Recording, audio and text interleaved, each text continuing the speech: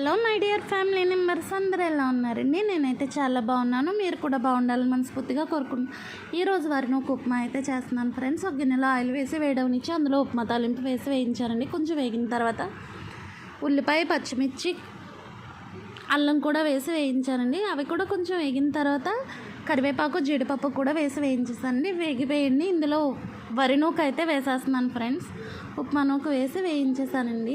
నేను ఈ లోటా తీసుకున్నానండి. ఇదే లోటాతో లోటాన్నర వాటర్ తీసుకుని ఇలా మరిగించుకున్న వాటర్లోనే సరిపడగా సాల్ట్ కూడా వేసి ఈ విధంగా అయితే అందులో పోసేస్తున్నానండి. చూడండి, ఇది సిమ్లో పెట్టుకుని ఒక 10 నిమిషాల పాటు ఇలా ఉడకనిస్తే చాలా బాగుంటుందండి. ఇలా పొడి పొడిలాడుతూ ఉంటుంది. టేస్ట్ అయితే మాత్రం చాలా బాగుంటుంది ఫ్రెండ్స్. తప్పకుండా ట్రై చేయండి. నా వీడియో కనుక మీకు నచ్చినట్టయితే లైక్ చేయండి, షేర్ చేయండి, సబ్స్క్రైబ్ చేయండి. Thanks for watching.